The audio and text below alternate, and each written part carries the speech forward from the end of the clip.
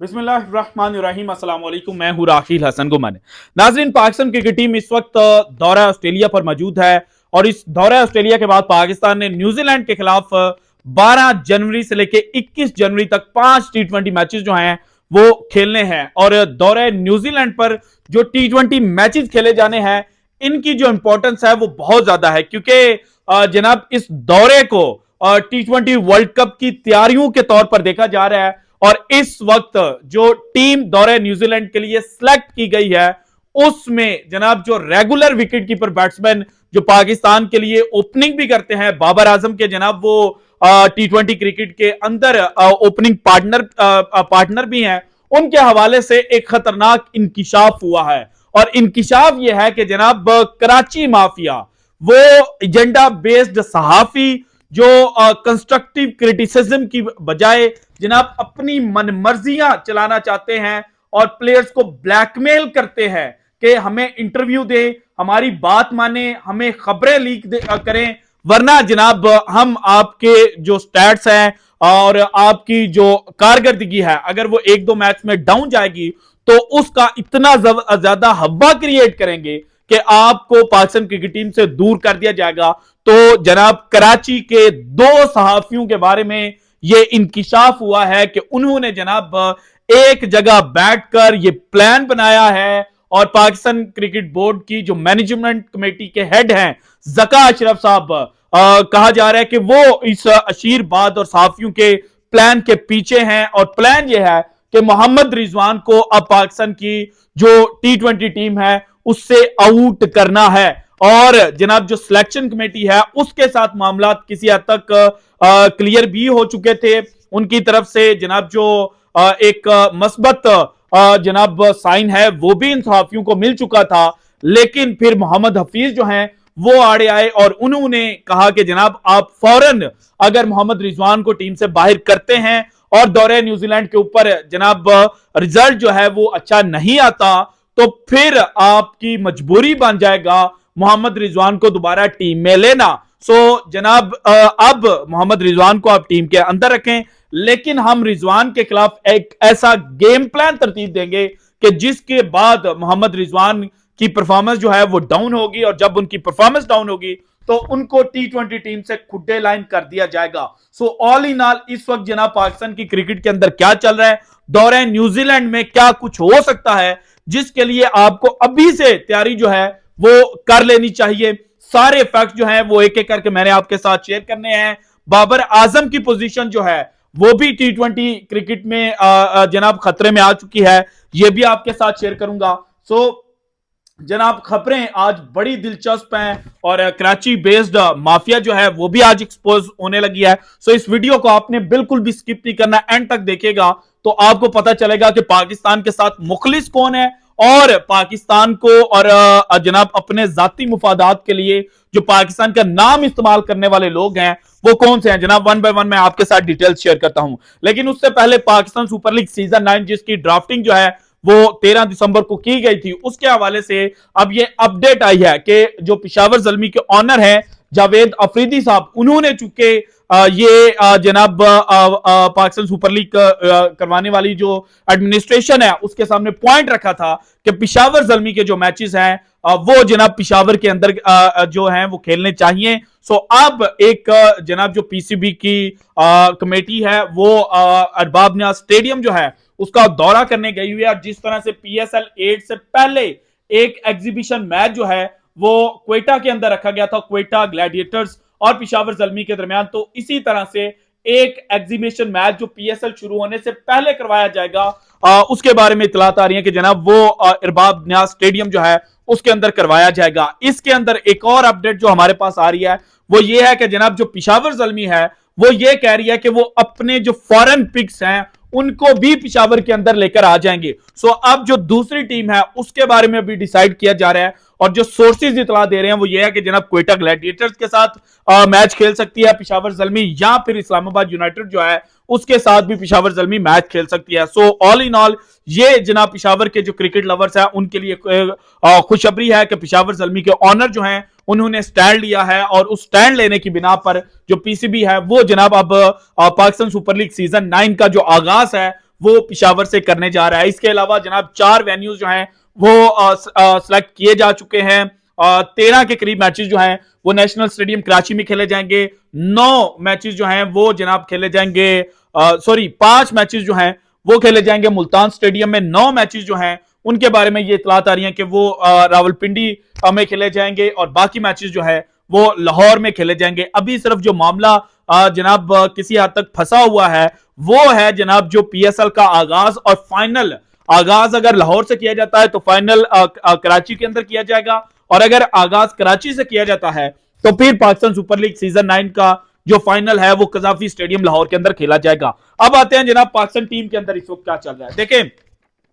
Pakistan cricket team का जो current players है ना, इनमें से 8 प्लेयर्स जो पाकिस्तान को रेगुलरली रिप्रेजेंट करते हैं, उनके जो मैनेजर हैं वो एक ही है, साया ग्रुप है, ठीक है। और यही चीज जो है वो कुछ लोगों को बहुत ज्यादा खटकती है कि जनाब जो साया ग्रुप है वो चीजों को आउट ऑफ द बॉक्स जाके मैनेज कर लेता है और प्लेयर्स के जो एक दूसरे के साथ ताल्लुकात हैं वो खराब नहीं होते। और यही चीज चूंकि प्लेयर्स के अंदर अब आ चुकी थी कि प्लेयर्स एक दूसरे के साथ लड़ते नहीं थे, एक दूसरे के खिलाफ बगावत नहीं करते थे, तो पीसीबी का जो माथा है वो ठनकना शुरू हो गया। और जब से जनाब जो पाकिस्तान क्रिकेट बोर्ड की मैनेजमेंट कमेटी के हेड बने हैं ज़का अशरफ साहब, तब से मुबैना तौर पर यह इतलात हम तक पहुंच रही थी कि ज़का अशरफ साहब के जो बेटे हैं वो जनाब इस वक्त ज़का अशरफ से भी ज्यादा एक्टिव हैं और पीसीबी के जो मामलात हैं वो चला रहे हैं। इसके अलावा एक खबर हमारे पास ये भी पहुंची थी कि ज़का अशरफ साहब के जो बेटे हैं उनके साथ पीसी होटल में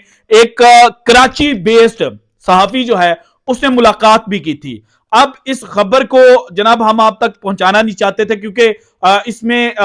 मतलब चीजें उतनी वाजिया नहीं थी। हमारे तक जो कंफर्मेशन थी वो 70 से 80% की थी, लेकिन हम 100% श्योर होना चाह रहे थे। लेकिन अब चूंकि चीजें कुछ हमारे सामने ऐसी आई हैं तो हमने सोचा कि आपके सामने सारी डिटेल्स जो हैं जो हम तक पहुंचती रही वक्तन फवक्तन वो आपके सामने रख दें। सो जनाब कराची बेस्ड एक सहाफी हैं, वो पिछले चंद दिनों से ट्वीट्स भी कर रहे थे, कुछ खिलाड़ियों के फैक्ट्स एंड फिगर्स भी बता रहे थे और मैनिपुलेट चीजों को कर रहे थे। वो फैक्ट्स को मैनिपुलेशन आपको तो उस तरह से मे भी आइडिया ना होता हो, लेकिन जब हम चीजों को एनालाइज करें तो हमें पता चल जाता है कि कौन सा सहाफी कहां पे डंडी मार रहा होता है। सो जनाब जब वो चीजों को आपके सामने रखते हैं तो बड़ी होशियारी बड़ी चालाकी के साथ जो डंडी है जो घपला है वो कर जाते हैं। इसी तरह से वो जनाब बाकायदा साबिक कप्तान और जनाब जो opening wicket keeper batsman Mohammad Rizwan और शादाब खान हैं उनके बारे में इनडायरेक्टली जो खबरें हैं वो दे रहे थे। और पाकिस्तान टीम की जब अनाउंसमेंट होनी थी दौरे न्यूजीलैंड के लिए तो उससे पहले उन्होंने कहा था, लिखा था ट्वीट के अंदर कि साबिक कप्तान विकेट कीपर बैट्समैन और ऑलराउंडर स्पिनिंग ऑलराउंडर के ऊपर नजर रखना बड़ा इंपॉर्टेंट है। और मैंने स्पिनिंग ऑलराउंडर जो है उनके स्टैट्स आपके सामने रख दिए थे कि जनाब टी20 क्रिकेट के अंदर वो क्या कुछ करते रहे हैं। सो अब जनाब जो मोहम्मद रिजवान है उनके हवाले से ये खबर सामने आई है कि कराची बेस्ड 2 सहाफी जो है वो इस वक्त एक्टिव हो चुके हैं और वो मोहम्मद रिजवान की जो फेलियर होगी, अगर दौरे न्यूजीलैंड पर वो फेल होते हैं तो फिर उसको इतना बढ़ा चढ़ाकर पेश करेंगे कि जैसे पाकिस्तान क्रिकेट बोर्ड के अंदर और पाकिस्तान क्रिकेट टीम 1952 से लेके 2023 तक जितनी भी नाकामियां पाकिस्तान को मिली हैं वो उस मोहम्मद रिजवान की वजह से मिली हैं। हालांकि अगर स्टैट चेक किए जाएं तो जब लास्ट टाइम दौरे न्यूजीलैंड पर 2020 में मोहम्मद रिजवान को ओपनिंग बैट्समैन के तौर पर आजमाया गया था तो उस मैच से लेके आज तारीख तक जनाब जो मोहम्मद रिजवान है वो दुनिया का जो सबसे बेहतरीन टी20 के अंदर ओपनिंग बल्लेबाज है ना उसमें काउंट होता है। और मोहम्मद रिजवान के अगर मैं स्टैट्स आपके सामने रखूं तो 2020 में न्यूजीलैंड के खिलाफ दौरे से लेके आज तक मोहम्मद रिजवान 2500 से ज्यादा रन जो हैं वो टी20 क्रिकेट में एज एन ओपनर बना चुके हैं और इनकी एवरेज है तकरीबन 58 के करीब और इसमें 25 फिफ्टियां भी शामिल हैं, जबकि स्ट्राइक रेट भी कोई बुरा नहीं है, गंदा इसको स्ट्राइक रेट नहीं कहा जा सकता क्योंकि 131 का स्ट्राइक रेट के साथ ये बैटिंग करते हैं। और फिर यहां पर कुछ लोग बात करते हैं कि नहीं जनाब स्ट्राइक रेट तो चलो इनका काबिल कबूल है लेकिन वो छक्के चौके नहीं लगाते, वो इंटरटेन नहीं करते। तो भाईजान जो इंटरटेनर्स हैं क्रिकेट के, जब से मोहम्मद रिजवान ने एज अ ओपनर खेलना शुरू किया है तो जॉस बटलर सबसे बड़ा इंटरटेनर, उसने जनाब एज एन ओपनर टी20 क्रिकेट के अंदर छक्के लगाए हैं 54। और भारतीय कप्तान रोहित शर्मा जिनके बारे में यह कहा जा रहा है कि वर्ल्ड कप में उनके तरले करके उनको जनाब लाया जा रहा है कि आप वर्ल्ड कप में भारतीय टीम की कप्तानी करें, तो रोहित शर्मा जो है वो भी सिर्फ 54 छक्के जो हैं वो जब से मोहम्मद रिजवान टी20 के ओपनर बने हैं लगा चुके हैं, जबकि मोहम्मद रिजवान के छक्कों की तादाद है 72। सो क्लियरली मोहम्मद रिजवान जो है उनको एज हासिल है। जबकि पाकिस्तान के अगर ओपनर्स देखे जाएं तो फखर जमान, इमरान नजीर और शर्जील खान के बाद जो बेस्ट ओपनर्स है ना वो मोहम्मद रिजवान और बाबर आजम है। कामरान अकमल, इमरान फरद, सलमान बट या बाकी जो ओपनर्स पाकिस्तान ने टी20 क्रिकेट के अंदर ट्राई किए थे ना वो जनाब नीचे हैं बाबर आजम और मोहम्मद रिजवान से। अब जनाब एक पॉइंट यहां पर और है कि पाकिस्तान का जो पहले नंबर से लेकर छठे नंबर तक स्टैट्स है टी20 क्रिकेट के अंदर, जिनका राशिद लतीफ ने बड़ा बेहतरीन एनालाइज किया था। कामरान मुजफ्फर साहब ने जो स्टैट्स हैं वो निकाल के रखे थे, मैंने पिछली वीडियो में भी आपके साथ शेयर किए थे, लेकिन यहां पर जनाब वो शेयर करना बड़ा इंपॉर्टेंट है। सो जनाब जो ट्वीट राशिद लतीफ ने की, कामरान मुजफ्फर साहब ने जो स्टैट्स सामने रखे, उसमें पाकिस्तान के टी20 क्रिकेट के अंदर पहले से लेकर छठे नंबर के जो बैट्समैन है उनके स्ट्राइक रेट देखें। पहले नंबर वाले का स्ट्राइक रेट है 129.83 का, जबकि एवरेज है 55.67। दूसरे नंबर पर आता है यानी कि जो ओपनिंग नॉन स्ट्राइकर होता है उसका स्ट्राइक रेट है 123.89 और एवरेज है 30.84। दैट मींस के पाकिस्तान के जो ओपनर्स हैं वो अपनी विकेट थ्रो करके नहीं जाते, वो जनाब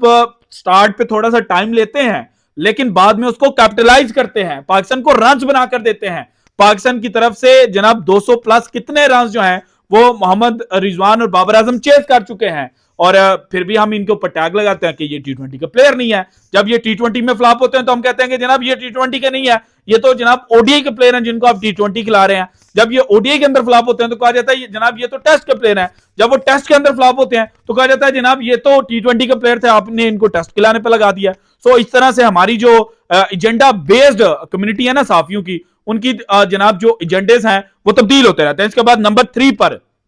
जहां पर नॉर्मली फखर जमान बैटिंग करते हैं, सो फखर जमान का नंबर 3 या बाकी जो फखर जमान का साथ देते रहे नंबर 3 पर आकर उनका जो स्ट्राइक रेट बनता है वो है 115.82 का, जो कि 21.57 के एवरेज के साथ है। इसके बाद नंबर 4 पर 131.75 का स्ट्राइक रेट है, पांचवें नंबर पर 124.44 का स्ट्राइक रेट है और छठे नंबर पर स्ट्राइक रेट है 108.49 का और एवरेज है 10.70। दैट मींस के जहां पर नंबर 5 और नंबर 6 जहां पर पाकिस्तान के जो पावर हिटर्स हैं उनको जनाब चीजों को कैपिटलाइज करना था, जो ओपनिंग बल्लेबाजों ने हमें जनाब स्टार्ट प्रोवाइड किया हुआ था वो कैपिटलाइज नहीं कर पा रहे, और इसमें कसूर जनाब बाबर आजम और मोहम्मद रिजवान का नहीं है। मुझे एक जगह पे एक बंदे ने पूछा कि जनाब विराट कोहली और बाबर आजम के दरमियान क्या फर्क है। मैंने कहा यार बड़ा सिंपल सी बात है कि विराट कोहली के पास रोहित शर्मा है, विराट कोहली के पास जनाब हार्दिक पांड्या है, विराट कोहली के पास रविंद्र जडेजा है, विराट कोहली के पास जनाब शराज सैयर है। बाबर आजम के पास क्या है? सो आप अगर ये बात करें कि बाबर तो है कोहली के बराबर हो ही नहीं सकता, भाई कैसे नहीं हो सकता? उसके पीछे की रीजन ये है कि आपके पास उस टीम के अंदर मैच विनर्स कितने हैं, जबकि भारतीय टीम के पास मैच विनर्स कितने हैं। सो यही हाल जब हमारे पास 2-4 मैच विनर्स आते हैं तो उनको जनाब आप इस तरह एजेंडा पे सहाफियों के आगे डाल देते हैं कि आप जाएं और भूखे, अब मैं वो लफ्ज उस जानवर के लिए इस्तेमाल नहीं करना चाहता, हालांकि सबसे ज्यादा वफादार जो है वो वही जानवर होता है, तो उनके सामने डाल दिया जाता है कि जनाब आप जाएं और जाके इनको नोचें। सो इस तरह से दो साफियों ने ये प्लान तरतीब दिया था, और अब प्लानिंग ये हो रही है कि बाबर आजम के साथी हैं मोहम्मद रिजवान, उनको ओपनिंग की बजाय नीचे स्लॉट्स पर भेजा जाएगा, और जब वो निचले स्लॉट पे जाएंगे तो हम देख चुके हैं अर्ली ऑन क्रिकेट के अंदर जब जो मोहम्मद रिजवान है उनको निचले नंबर पर भेजा जाता था तो वो उस तरह से टी20 के अंदर मुफीद नहीं थे, तो उन्होंने जनाब फ्लॉप होना ही होना है। और फिर एजेंडा पे साफी कहेंगे देखें 5 मैचेस के अंदर क्या किया मोहम्मद रिजवान ने, तो ये बातें जो हैं वो जनाब अब होना शुरू हो चुकी हैं। मैंने आपको पहले बता दिया, तैयार रहिएगा, आपको आइंदा चंद दिनों के अंदर पाकिस्तान क्रिकेट टीम के अंदर बहुत लड़ाइयां होती हुई नजर आएंगी, और एक दफा फिर से जनाब जो तमाशा लगेगा वो पाकिस्तान का लगेगा। बाबर आजम के साथ भी यही रवैया इख्तियार किया जाएगा जो माजी के अंदर कभी हम मोहम्मद यूसुफ के साथ करते थे, कभी शाहिद अफरीदी के साथ करते रहे, कभी अब्दुल रज़ाक की स्टेटमेंट तो मुझे याद है कि यही लोग थे। मोहम्मद हफीज टी20 के कप्तान थे, ज़का अशरफ साहब पाकिस्तान क्रिकेट बोर्ड के चेयरमैन थे, और रज़ाक का जो कैरियर है वो तबाह किया गया था। तो अब जनाब पाकिस्तान के जो अब इस वक्त पाए के खिलाड़ी हैं ना, उनको जनाब उन उस जानवरों के सामने जो है वो डाल दिया गया। So this is from today's episode. अगर आपको वीडियो पसंद है तो लाइक कीजिएगा, ज्यादा से ज्यादा शेयर कीजिएगा, अपनी कीमती राय का इजहार लाजमी कीजिएगा, और अगर आपने अभी तक चैनल को सब्सक्राइब नहीं किया तो कर दें। शुक्रिया, अल्लाह हाफिज।